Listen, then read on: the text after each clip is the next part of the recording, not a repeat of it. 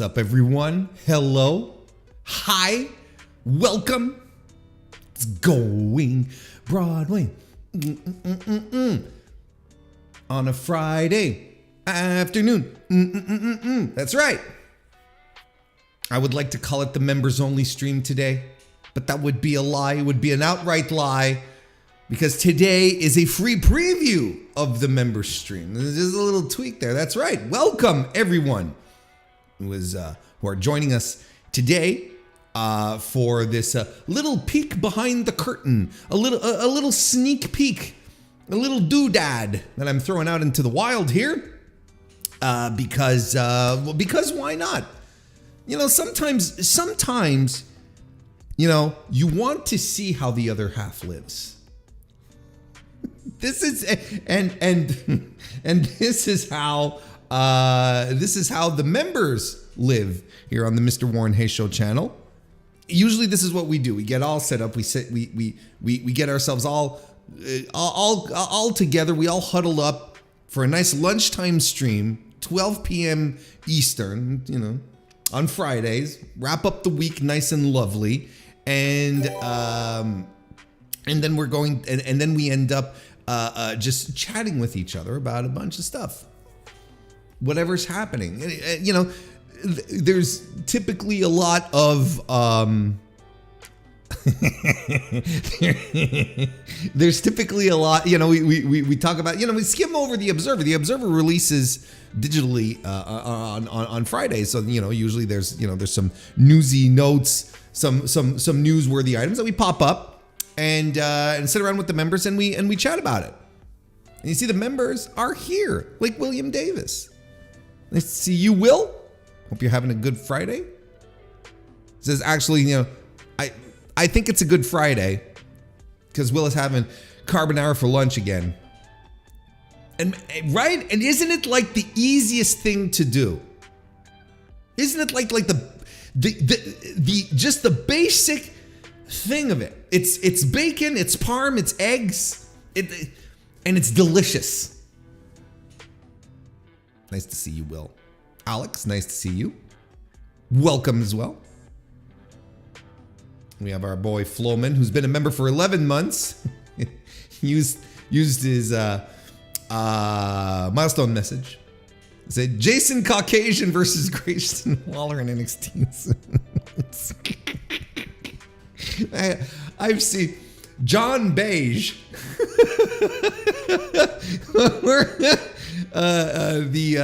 The blade, the persnickety blade. I know a lot of people saying it's like, oh, you know, the horny pocket knife, but that's WWE would not use horny on TV. They just wouldn't do it. It's not a thing. Anyway, this is the members only stream, is what I'm trying to say. So if you know, we've got the members popping up here, which is great. Nice to hear from everyone.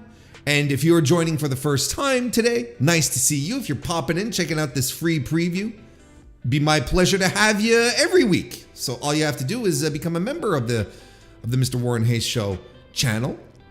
You just have to hit the join button, and you'll be all set.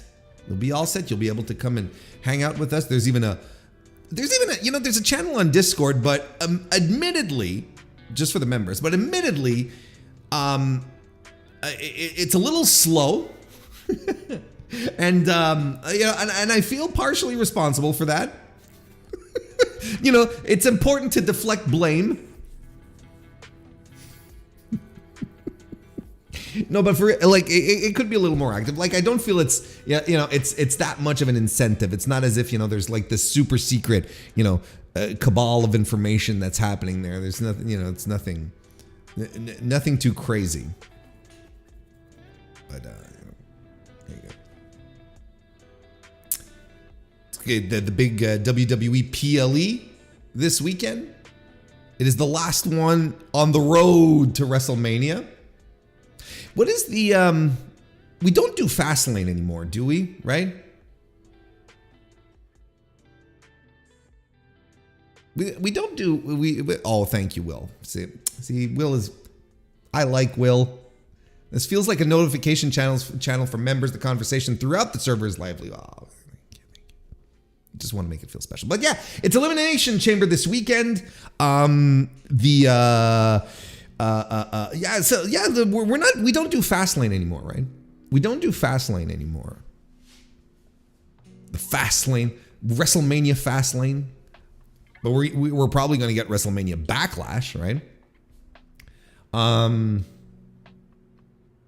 But yeah, so one more stop, and then it is the Showcase of the Immortals is our next destination.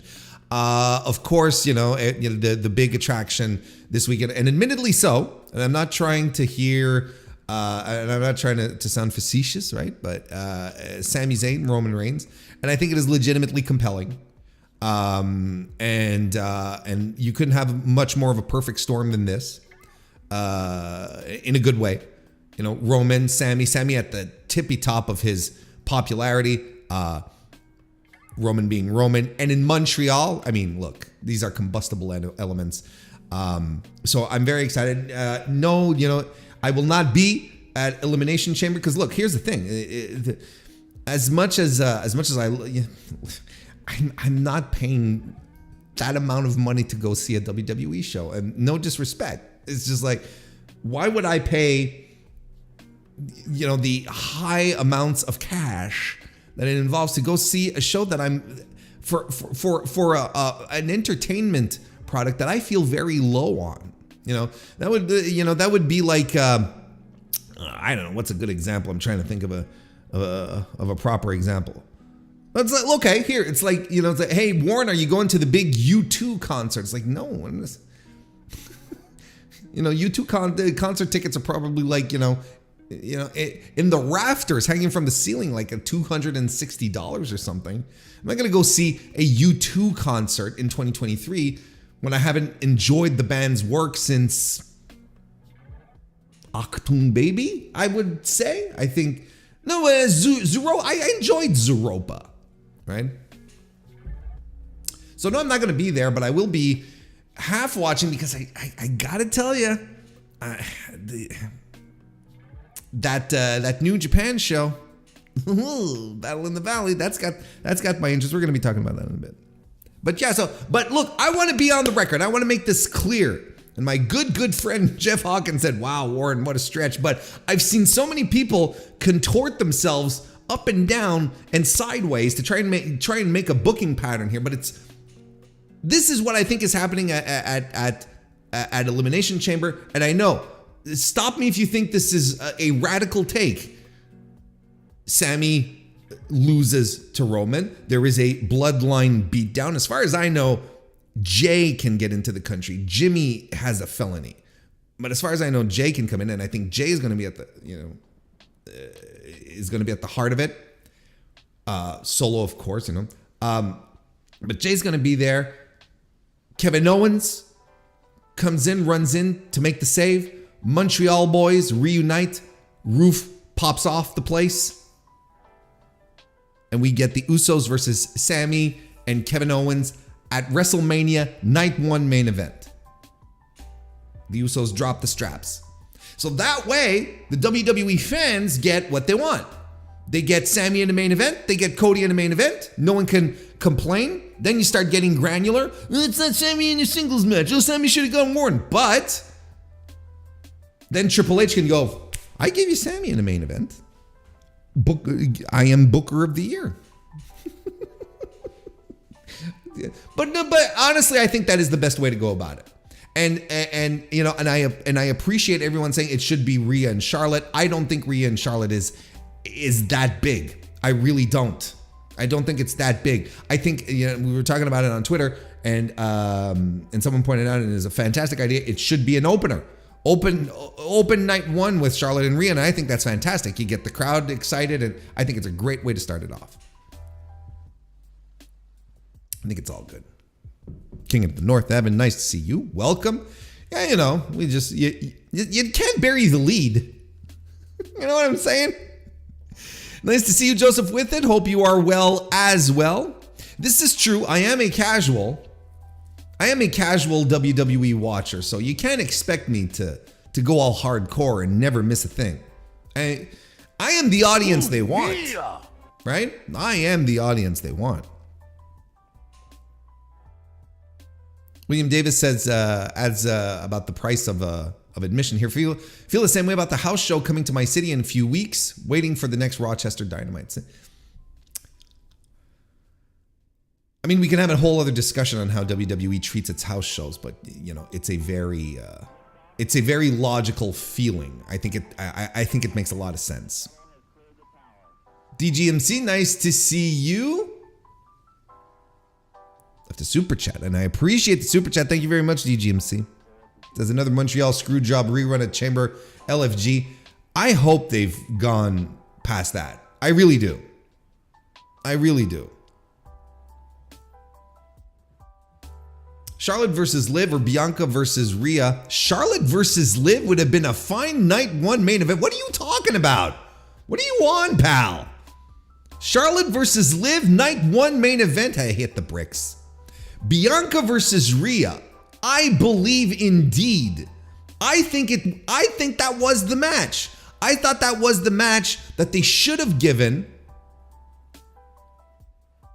Absolutely think that's the match that should have happened. That was their big time fan favorite money match for the women's division.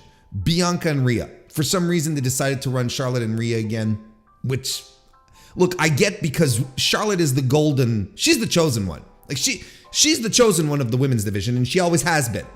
And anyone who wants to tell me, wants to disagree with me and she still is.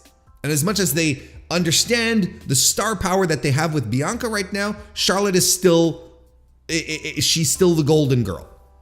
Not in the Rue McClanahan sense, or the Betty White sense, or the why can't I remember her name? That's stupid. I used to watch Golden Girls. B. Arthur. Why couldn't I remember her name? Estelle Getty. Why couldn't I remember B. Arthur? That's ridiculous. Anyway.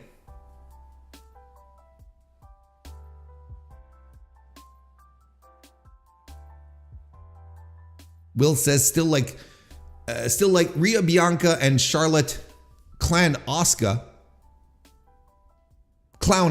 Okay. Yeah.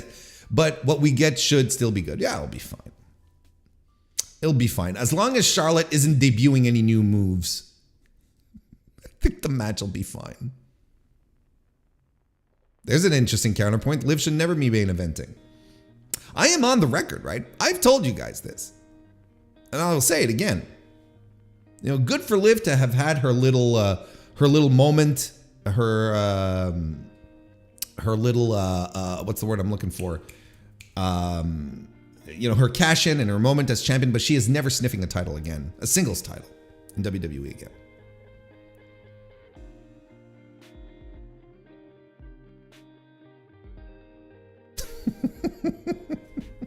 Talking about MJF's Liv, and MJF hasn't been arrested yet. Time to call Nassau. I'm still floored that, you know, someone just made that thing up and made a meme out of it and people ran with it. That's kind of crazy to me. It's funny that a lot of people bit like that. Everyone, it's time to say hello to Kristen Ashley, the first lady of the MrWarrenHayes show. Yeah. Hello, darling. But listen, you did not come here for some Elimination Chamber breakdown. You have got gobs and gobs of podcasts out there that are just waiting for you, if that's what you want.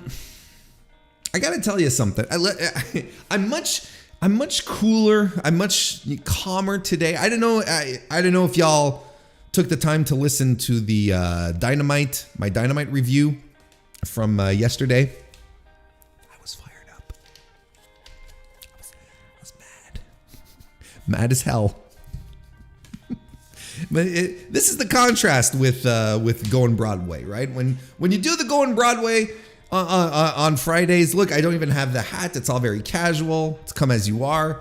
You know, people are enjoying delicious carbonara or whatever, you know, whatever's on the lunch menu. No,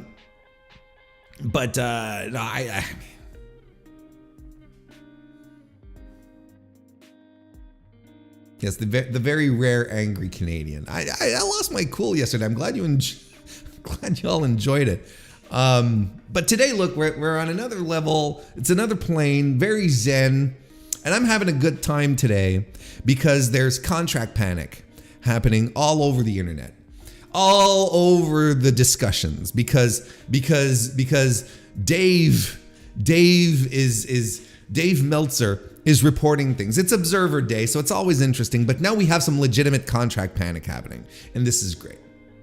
Now, I want to preface this by saying, and this is important. Now, again, right? I am the best D-list podcast, but I know I've got an A+ audience. Y'all are brilliant sacks of cells and flesh tissue.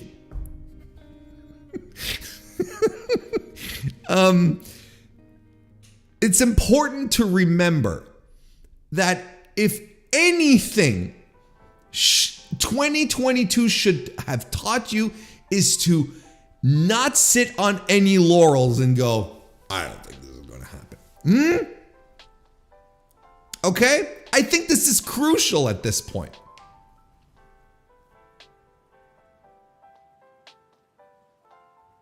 Because, and admittedly, I was there in 2022 going, is Cody leaving a work? It kind of feels fishy to me. It doesn't make sense. La-di-da. But it was a fantastic reminder that pro wrestling, that legitimately anything can happen in pro wrestling. This is the thing. That absolutely anything can happen. And it's been decades at this point since a situation has been this wild. So we can't be sitting around here we got too complacent. We became much too comfortable with the notion that everyone stays in the right place kind of thing. You know, there's no more about, we can't be like that anymore. Not after last year. That was a well, we got civilized to a degree, but we can only learn from last year and try to not make the same mistakes this year. So when, as Alex says, when Dave is daving again, and he starts talking about a whole bunch of stuff very backhandedly, as if we're in on it, but you know, what is going on? Look, okay. See, Dave is not doing any outright reporting. Now, I think it's safe to say, and I don't want to look. I'm not doing a thing here where it's like, well, obviously Dave talks to the Bucks and he talks to Omega. Like we're not doing this, but it is nonetheless. I think it's pretty obvious that Dave Meltzer gets a lot of his information from the elite. Let's put it that way.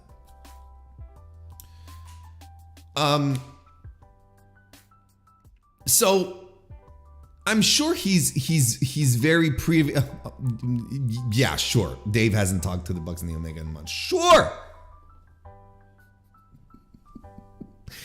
So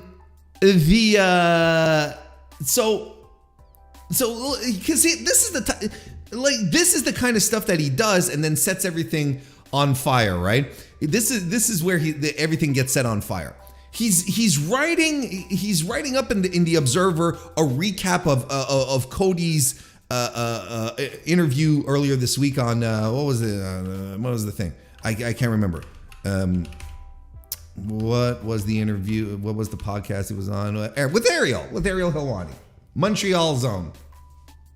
And he's so he gets to the so he's talking about it, and and he of course covers the question where Helwani tries to get Cody to talk about, and Cody does, like, very distantly talks about, the brawl out situation and all that stuff, or the gripe bomb, as we like to call it around here. And Dave adds a little bit of analysis to this, which starts going down this way, but then all of a sudden goes, let me read the paragraph in question. So this is his analysis of Cody, not getting too immersed or pointing fingers at anyone regarding the gripe bomb situation. Quote, but it's smart. This is Dave, right? You understand this? But it's smart not to publicly get involved in that subject because it would override why he was there, which was to promote himself in WrestleMania. And if he said anything more on that subject, that would be the only thing people talked about. It's not wrong. Plus, who knows if Punk will wind up in WWE, or if the Young Bucks and Omega will wind up in WWE, or he'll get a great offer to return to WWE to return to AEW when his WWE deal is up. Thinking ahead now, that's the biggest thing, as given where he is now, his next deal should be worth far more than this deal. So he's just dropping this,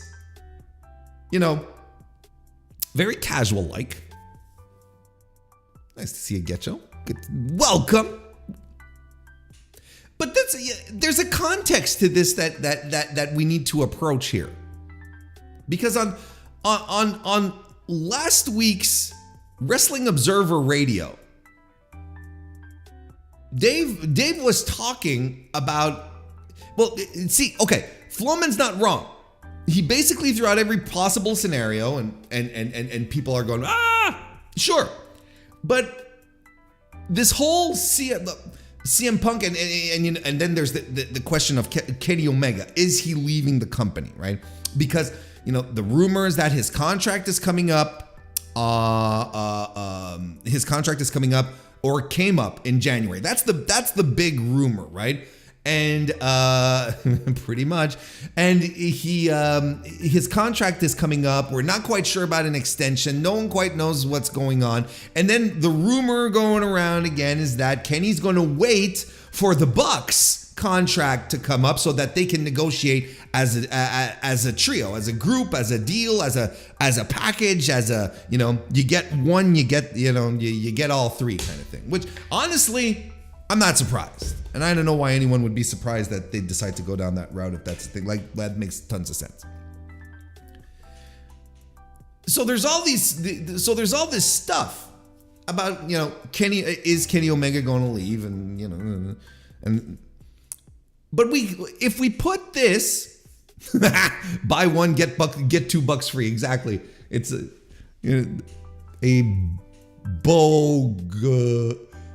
buy one, a BOG to B, a bogd. What am I doing? So if we take this and we consider the context, because we need to add a little more context to this, where last Friday, right? Dave was on last Friday and Monday. Dave was on Wrestling Observer Radio, and he was just like casually just talking about stuff. And you're like, wait a second, what the fuck are you talking about? Which is adding more credence to these ideas that eventually, Kenny Omega might be going. I'm going to read it out because Trish Spears 48 on Twitter did a transcript of these Wrestling Observer radios, and you'll understand. You'll see how I'm all tying this together. And I think there's a thread line here, a through line, a line of thread. Here we go. Okay, first, this all starts when Dave and Brian Alvarez start talking about, the possibility of Vikingo and Kenny Omega happening. So Meltzer has this, I'm all quoting here. Meltzer says, It's a very weird situation. AAA has been working with AEW since 2019, since the start of the company. Obviously, what they did very clearly was trying to be nice to WWE. This is in regard to the fact that there's this rumor again, this possibility that Tony Khan doesn't want to work with AAA because of the stunt that AAA pulled with Dragon Lee on the night that that FTR dropped the titles to them, okay? If it had nothing to do with AEW and AEW guys, I don't think that it would have been an issue, but it did, which made it very weird. I would not have been happy if I was AEW about how that thing went down, that thing being the Dragon Lee thing, how that thing went down. And evidently they weren't. And now they're trying to mend fences. I'm watching it and I'm going, they're looking to switch because that's the politics of wrestling. I mean, they're looking to switch WWE for whatever reason, and now they want to get Kenny Omega. So it's kind of like, you know, Kenny Omega for Vikingo. Meltzer continues. He says, and Kenny wants to do that match, but there are a lot of political implications to it. And then again, with Kenny, you know, I mean, it's, you know, this is where Dave's brain starts to kick in and like, what do I know? What can I say on record? What has been told in confidence? You know. He's starting to hesitate. He's stammering, not unlike one Mr. MrWarrenHayes. That's my gimmick, actually. I mean, there's a lot of moving parts right now that are going on in AEW, especially when you know that you have, pause, I don't know, man. I don't know. I mean, next 3-4 months of AEW's, another pause. You know, when CM Punk heals up, Tony's at that point, really got to make a decision. And there's no good decision. Both decisions are bad decisions. Yeah, in different ways. What is he talking about? I mean, we can infer things, but he's absolutely, let's continue. His co-host says there's repercussions for both. Meltzer says there's repercussions for both, and there's people who will be furious at either one of the decision. Basically, when I talk about that weakness and the babyface side people will jump and go, Punk, I don't know if Punk can be a babyface in AEW right now. I don't know that he can't, you know, he's a good talker and everything. The injury thing, you know, he's been injured a lot. The age actually to me is something because right now you've got two masters. Number one, with AEW, when you want to be working about the future, it's all about the future because you're in it for the long haul. You're not in it for a quick buck. What a fucking stream of consciousness that was. That is legitimately one of the most difficult things to sinew through. But clearly Dave is on the cusp of, he knows stuff that has not been said on record, and he's dancing around it because he's realized, oh shit, I'm talking about bad decisions coming up when we were talking about Kenny Omega and Vikingo. So what's the connection here? Let's continue. At the same time, you know this year is contract here. So that's very important too. Can Punk move numbers? Well, he did it first. When he came back, he didn't. So we don't know. What I mean, like, it's that last run when he came back, it didn't move numbers. Does that mean he can't at all? I don't know. And again, you're looking at it, Tony's got a really, really tough situation in a couple of months. I don't know what he's going to do. Nobody does. Now, I'm trying to make a correlation as to how does suddenly we're talking about CM Punk correlate with Kenny Omega wanting a match with Vikingo and Tony going no, right? Because that's what Dave says as we're just before we get into this blurt of brain matter that Dave just like oozes out. he's talking about Kenny Omega. He's going, yeah, Kenny wants to do the match, but there's a lot of political implications. And then with Kenny, and then he pauses. I mean, it's another pause. I mean, there's a lot of moving parts right now in AEW. How does this correlate? Now, is this what we're talking about? When we're talking about when Dave is just casually in the Observer today talking about, is Kenny Omega and the Bucks going to end up in WWE? Is this the correlation? Is there some kind of looming doom here where if CM Punk does not get fired and returns, is this like a make or break situation for Kenny and the Bucks? And they're like, no, we're out of here. Because I feel that's what he's dancing around. What is the hard decision? And if Dave is sitting here saying, well, CM Punk wasn't exactly a draw.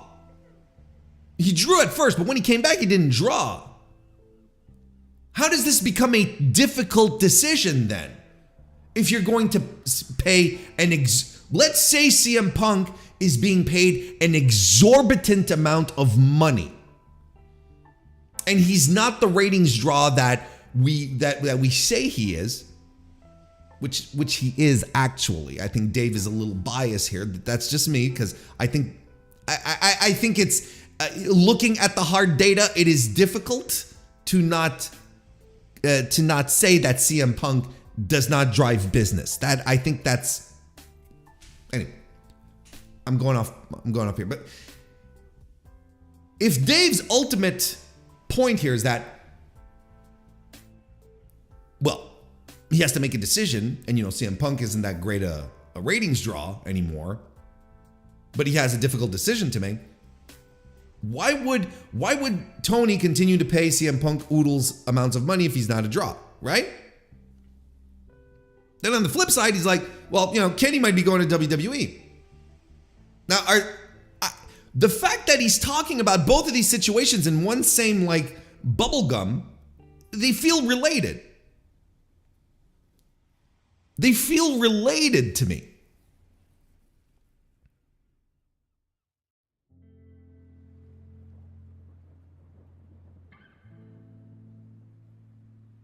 And that is very, very interesting. But this continued, right? Then he was back on Monday nights, this Monday, on Wrestling Observer Radio, where again, they're talking about the Cody interview thing on Helwani. I mean, look, Evan, you're not wrong. Punk is not coming back without the without approval from the Elite, but I think it goes even beyond the Elite. I think a locker room amends type of situation is going to be important, And I think, I think Dave is right. DGMC is I'm with you here. I think Dave is insinuating that Tony is going to have to choose between CM Punk or the Elite. I at this point in time, I think this is what it is, unless we get a great emancipator, but legitimately, this is what it looks like. But let's continue. We're going to talk about what's happening on Monday. What was happening on Monday, I should say.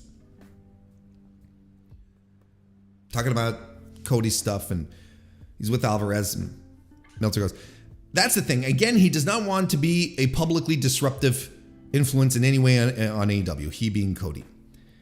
His public thing is that he helped start the company and he wants the company to succeed because it's the best thing for the business. He's trying to take credit, and deservedly so, because he's part of the story. And he doesn't want to be part of that story of the history of wrestling to go away that he was part of. That he was a key part, of starting the company. He once said it was me, Brandy, Matt, Nick, Kenny Omega, Diana Massey, Tony, of course, and a couple of other people he mentioned that started the company. And it's viable and everything like that. He just thought it was sad watching it. But see, he didn't want to say anything bad about Punk, but the question was about the press conference, and he said the press conference was really, really sad. And the only persons at the press conference were Punk and Tony. So the sad part is either Punk and or Tony. It can be anyone else. I'm sure he didn't mean Chris Jericho, who practically saved that night. And I don't think he meant the Acclaimed. Right? Alvarez says, I would think not.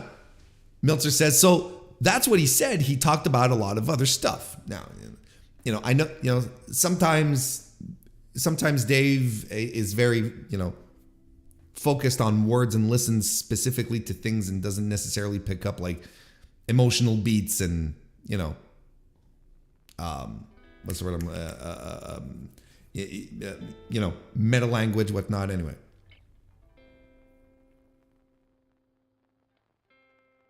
Alvarez says, what else did he talk about? Meltzer says, just WrestleMania. He talked about Dusty and about leaving AEW. He basically said that Bruce Pritchard called him up. He talks about the whole Vince thing. I'm sure you've all heard about it by now. That Vince flew in to see Cody and that no money was discussed. What has Bryan Danielson told us? What has he told us? He wants Cody taught him to be a good liar. And then he was told that he was only going to wrestle Seth Rollins, right? So I can't help but, and we're in complete tinfoil hat mode here, folks, right? I'm sure, again, y'all are you're a brilliant audience. My customers are smart. I believe, so you all know that this is, we're just spitballing here. But it is so clear to me anyway, that in Dave's mind right now, everything is connected to, CM Punk returning.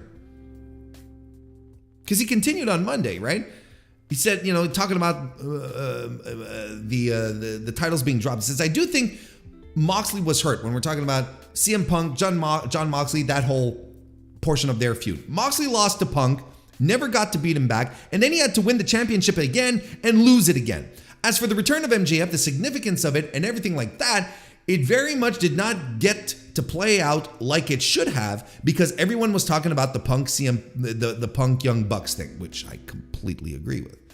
Obviously, the Omega return got hurt because they won the Trios Championships, and then he's gone for almost 2 months, so they had to restart that. And Punk was the star of the show, I mean, Tony had booked everything around Punk as the big star to feed MJF. They have had to rebuild a lot because there was a lot of damage done that night. Now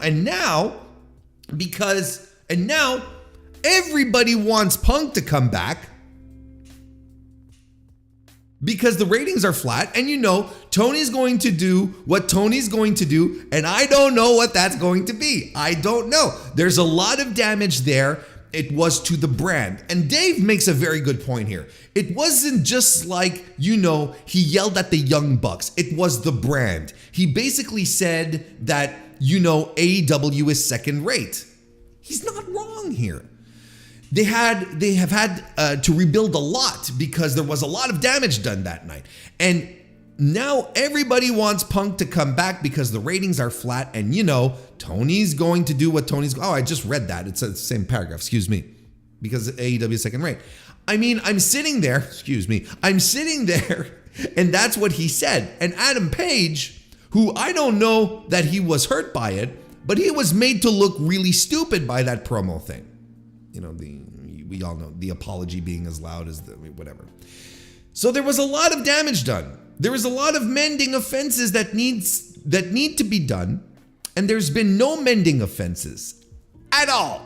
It's a big situation because, again, Punk could be back in 2 months, and there's a decision. It's going to be a big story how that goes down or doesn't go down. And I love how the transcript ends with Alvarez going, all right, we had Damian Priest and Finn Balor versus.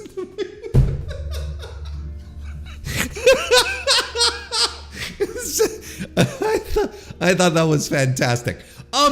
So You see, like, Dave is aware of stuff, and clearly he can't talk about it. He's not on the record, so he can't blurt it out. But tell me, chat, am I completely off base here, believing that it's going to be a lose-lose situation here? If we keep the elite, we're not getting Punk. If we're getting Punk, we're not keeping the elite. In AEW, right? I can't be the only one who's getting this vibe. I know DGMC pointed it out, but I can't be the only person who's seeing this. Again, pure conspiracy, all speculation. We're having some fun here. I'm not sitting around saying reporting his news. But Dave is doing perfect Dave stuff right now, where he's just like, he's spinning wheels. He's spinning plates. Actually, you remember those on variety shows in the 70s? Maybe you don't. You know, it's like, how do we get to that? And how do we, there has to be some kind of proper reporting that happens here, because Dave should not be talking about this kind of shit without having something substantial to go behind it. Like, he can't be coming out here going, well, you know, Tony's got, and he realized, I swear, on last Friday's Observer radio, he realized that he had put his foot in his mouth and he had to deliver something, but he had nothing to deliver because he had nothing on the record, nothing he could substantiate, no double sourcing, triple sourcing, quadruple sourcing, whatever. He realized, it was like, okay, right now I'm putting two things together that maybe should not be in the people's mind right now. So listen, is Omega and leaving AEW? Do not hedge your bets that he's not. And if only because 2022 showed us what kind of fucking wacky year it is. And honestly, the more the merrier on these things going back and forth. I love this stuff. This is what pro wrestling should be like. This is how pro wrestling coverage should be. It should be a little wild, a little chaotic. But there's no point in throwing yourselves behind it. It's just crazy, man. Hey, brother, I will label you whatever way I want. Eddie Gomez, nice to see you, and welcome to the chat. Welcome to this special edition of Going Broadway, open to the public. Eddie Gomez says, besides Jay White, Kota Ibushi, and probably Kenny Omega will sign with WWE, put Matt Cardona, Nick Aldis, AOP, Eric Young, and FTR. Maybe, look, and I like, we're just going to pump the brakes on the probably signing. You know, what we're doing here is we're having a little fun. And we're going like, well, you know, we'll see how all of this comes together. And look, when it comes to Kota Ibushi, here's the thing about Kota Ibushi. What he has been doing since he's left New Japan is prime Kota Ibushi. Just going around saying shit, doing crazy stuff. I mean, this is prime Kota Ibushi. That's all.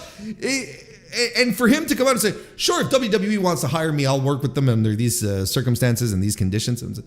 I don't know why anyone is shocked about this. I don't know why anyone's surprised. Of course he's going to say that.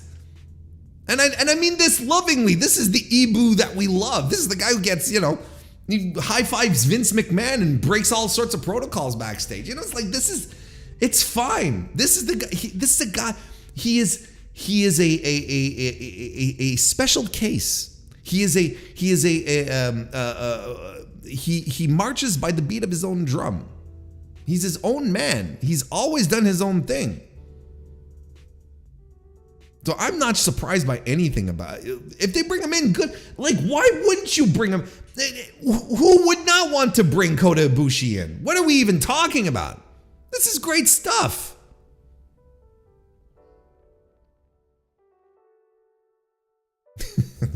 After that was a lot of nothing to. So on to this shitty Monday night match. DGMC says, if Alvarez had closed out by saying, let it play out, Dave, I would have subscribed to that to the Observer on the spot.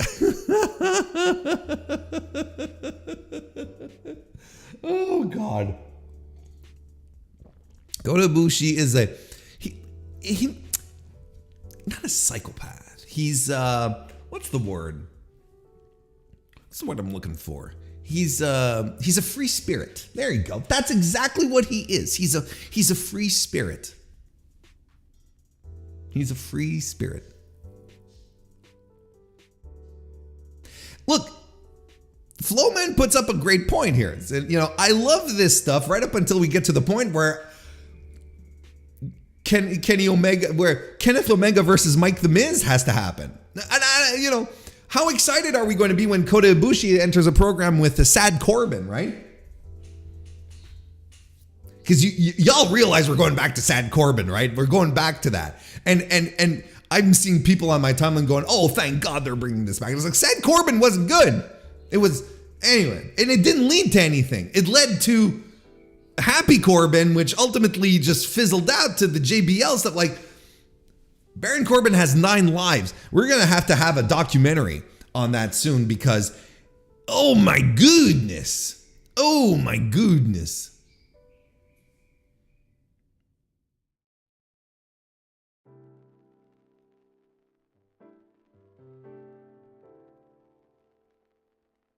Eddie says, when a certain mouse buys it, holy shit, a certain guy in Jacksonville will rage. I don't think Disney is buying WWE. And I've talked about that multiple times. I really believe that they will not have a broadcast partner. They will have they will be bought out by someone who has media contacts. Look, it's Endeavor.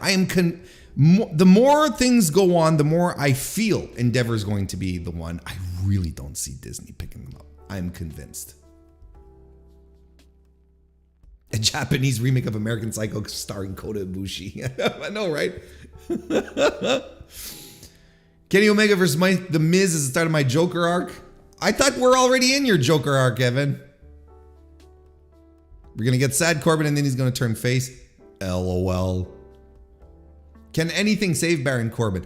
Look, and I'm saying we're going back to Sad Corbin, but they might just bring him back to his lone wolf thing, right? This is what Triple H has been doing, right? In a few cases for a lot of people who were lost in Vince's storyline whims. They were like bringing back around, they're going back around to old timey gimmicks. You know? So it might even come back to the lone wolf thing. I'm starting to lean that way. Anyway, I want to talk about Jay White before I think that Jay White is more interesting than Jay White right now is more interesting than any of Baron Corbin's gimmicks. Jay White, talking about him in the Observer again. He lost the loser. I'm going to read directly from the Observer. It'll just be easier. Look, it's a casual stream. What do you want from me?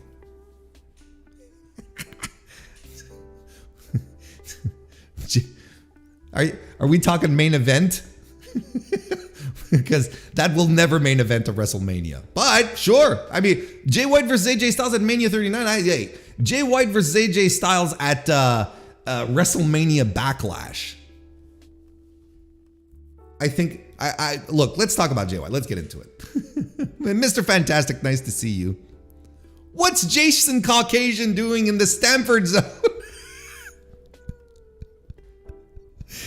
Jay White lost the Loser Leaves Japan match to Hikuleo on the February 11 New Beginning in the Saka show. And the belief is that he will depart the company after his Loser Leaves New Japan match on February 18 against Eddie Kingston in San Jose, which is tomorrow, the day before my birthday. My Amazon wishlist is out there. When AEW formed in 2019, they were interested in him, and people had, and he took. Excuse me, I'm being possessed by Dave right now. When AEW formed in 2019 and they were interested in him, he told people had even years. Look, I'm not making this shit up. I'm not studying here. Had even years left on his deal. Whether he did, I think he's trying to say that he had 7 years left on his deal, because that was the thing, right? Whether he did or was just saying that because he had no interest isn't clear. He had in the past expressed little interest in going to WWE when it would be brought up to him, but times change, and at 30, your priorities also change. It's not clear what is next for White, although one would suspect WWE or AEW would be his next destination, because nothing else would make sense. Those in WWE who would normally know of major acquisitions during Mania season didn't know about this one, and only said there was a much bigger major free agent in play right now that was internally the priority. Stylistically, White may fit better in AEW, but WWE has its obvious benefits as being the hotter company right now. God, I love Dave. Anyway, okay.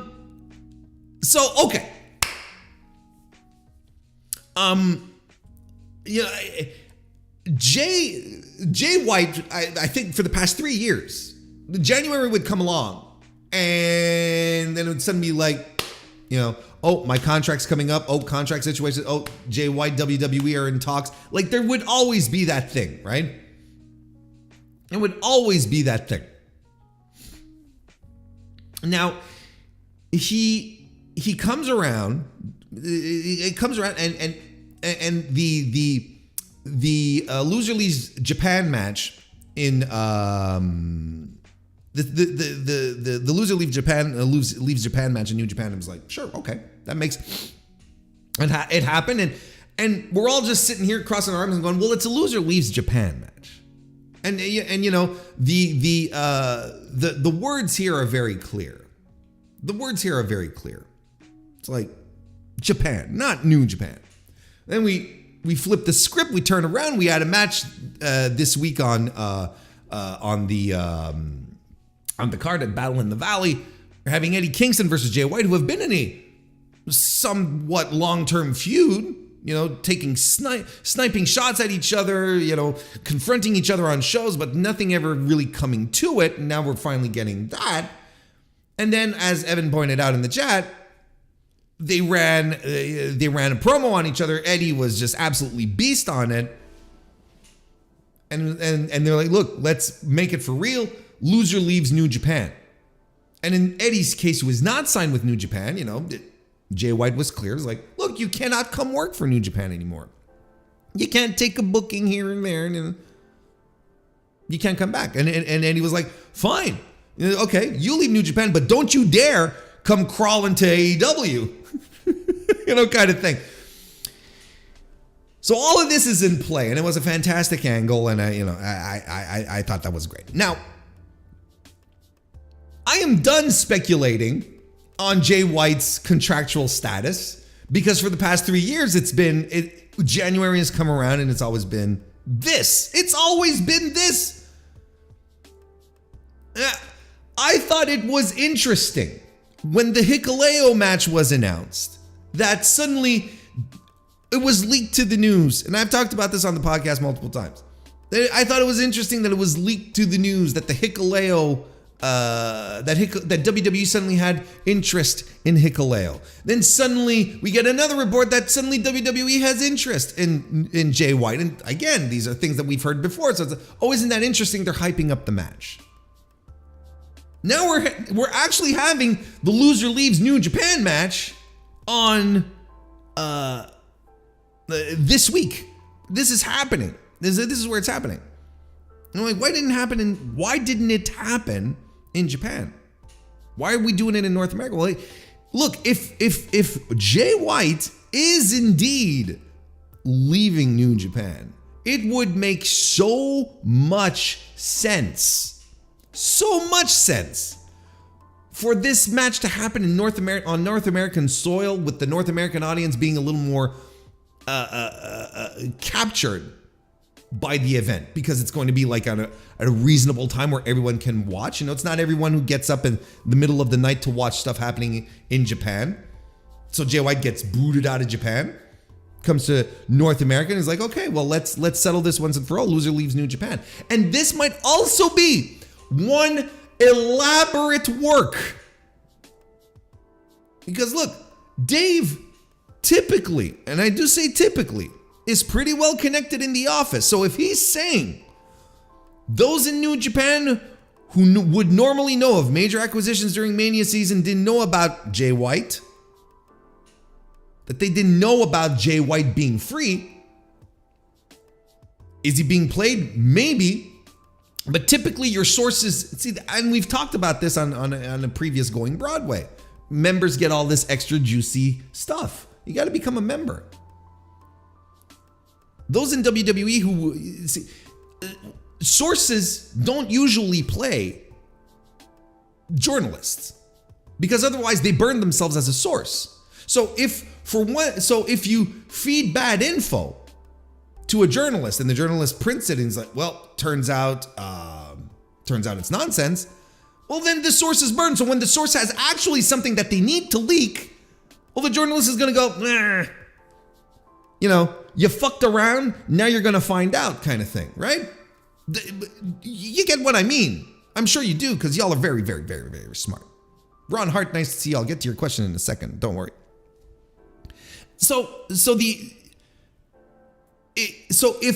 This could all be an extremely elaborate work. It could be the most elaborate work. And I wouldn't put it past anyone to do this. Just like I wouldn't put it past Jay White to be like, you know what? I am going to go collect the fat stack paycheck. I'm going to work a softer style. I'm in my third, and I can go back to Japan at some point if I want to. If this WWE thing doesn't work out, I can go back to Japan. And where did they bring him in? Did they bring him into NXT? You would assume they would bring him into NXT. Look, if they're making moves and they're getting like, you know, Dragon Lee in here. They want to get the hardcores back in, you know, unlike the casuals like myself. You know, then you bring in names that will bring the hardcores in. Because if you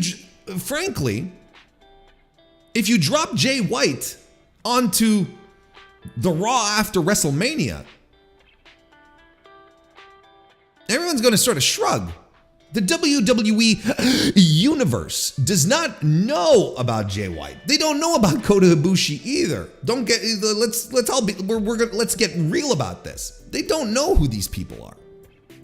And the Raw after WrestleMania nowadays is not this exciting, ecstatic post WrestleMania event that everyone to a degree looked forward to probably as much as WrestleMania, because the audience has changed, because the hardcore wrestling fan has another destination, so they're not necessarily compelled to be there. And WWE knows this, and WWE keeps telling us they don't want. Hey, we want the casuals. We don't want you smelly freakazoids.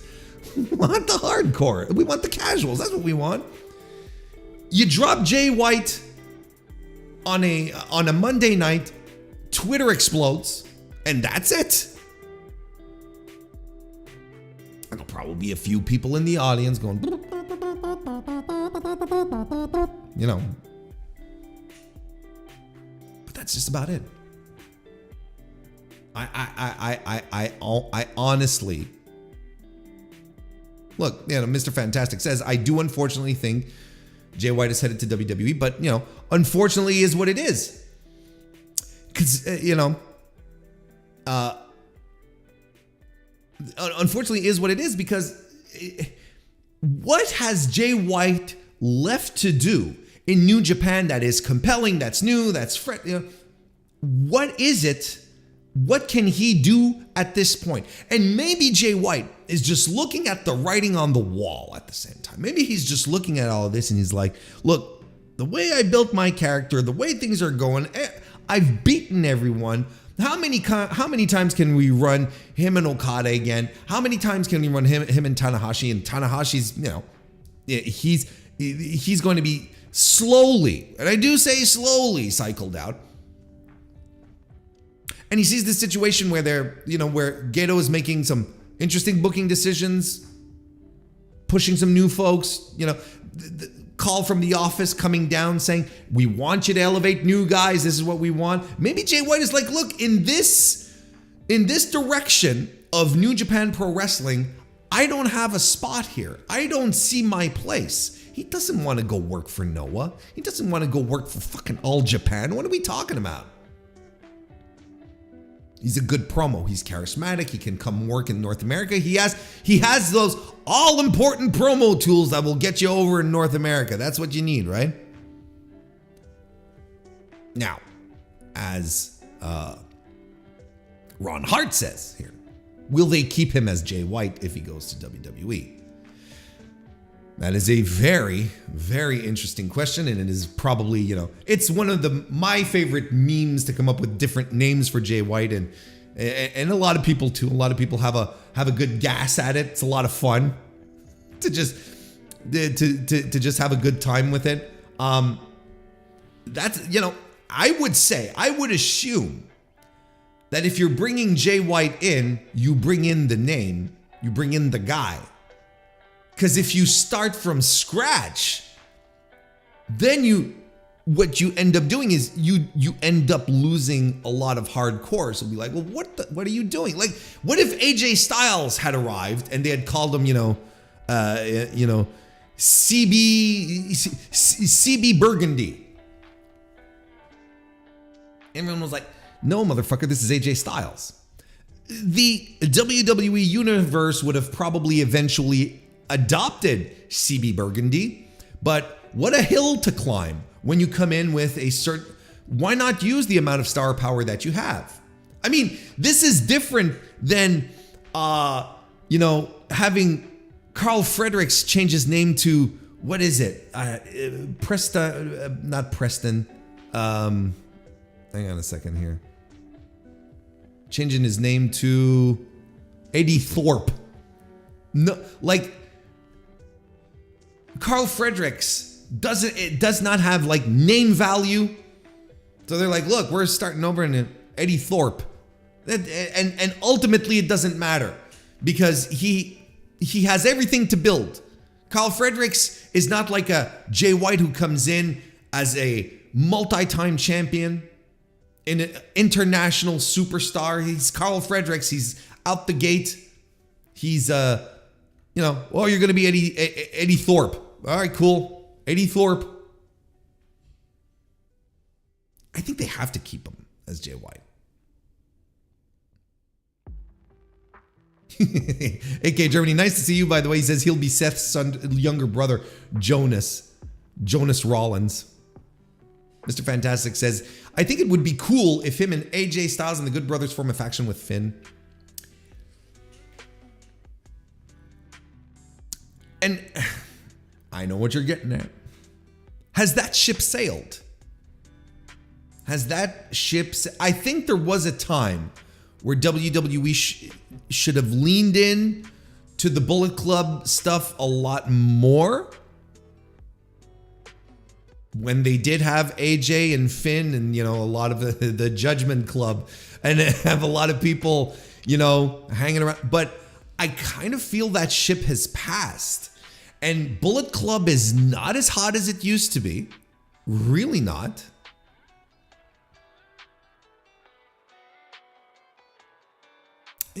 It's a very interesting. It's a very interesting situation right now. And I don't know if I'd be interested to see a Bullet Club reunion in WWE where they would never mention Bullet Club. They do all sorts of wink winks and whatnot, and it's just like, and it's all the guys who were all there and they're now all older and not as cool, and Bullet Club is not as cool.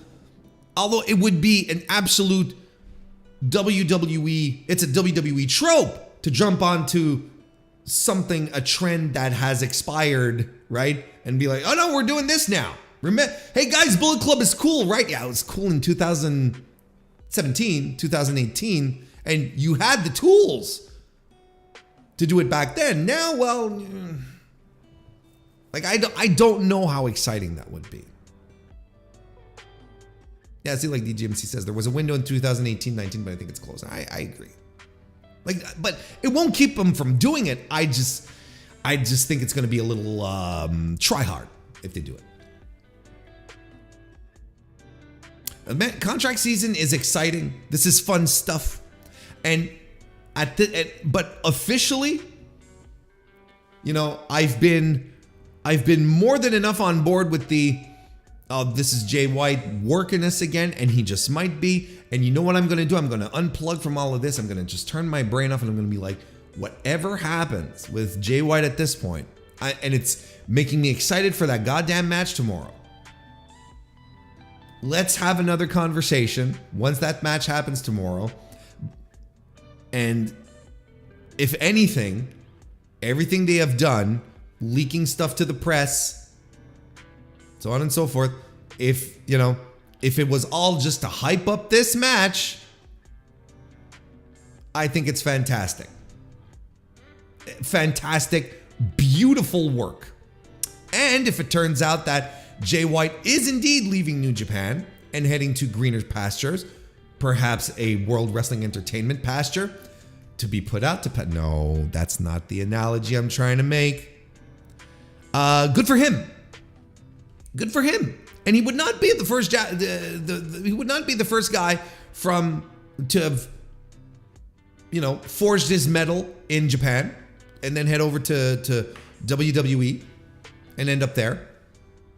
Like Vince once famously said, they all end up working for me.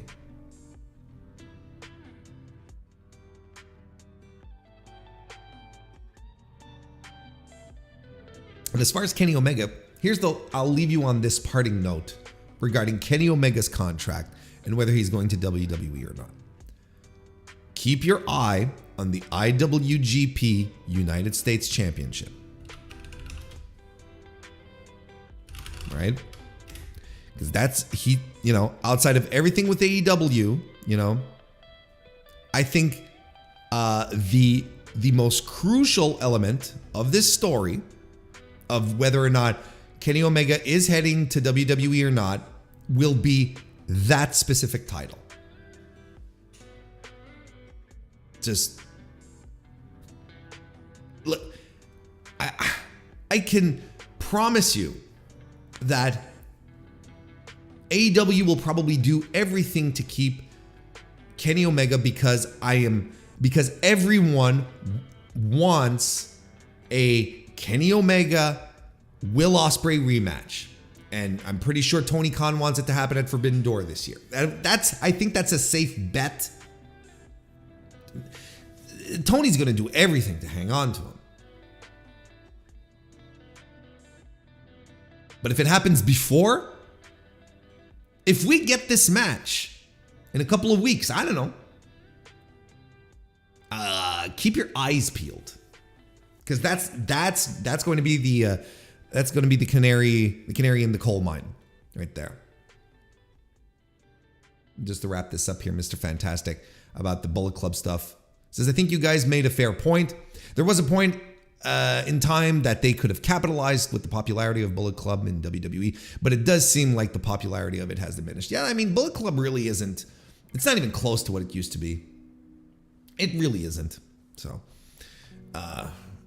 but like I said, this will not prevent WWE from doing it because they build their number one star is nostalgia. Hey, I wrote an article about that, my very first article regarding WWE and nostalgia over on the Voices of Wrestling website, voicesofwrestling.com. My very first article there, I pitched it and Rich Rich Craich just, well, yep, we're going to roll it. We're going to run with it. So that was exciting. So, I wanted to get back into the writing bug, and I've been selling this argument to a lot of you over the past month or so. I said, I got something in the back of my head. I've got something, and there it is. It's out there. Voicesofwrestling.com. I'm really glad to have my first written article out there for them. So hopefully I've got more ideas. So we'll see how things go. But do take the time to check that out.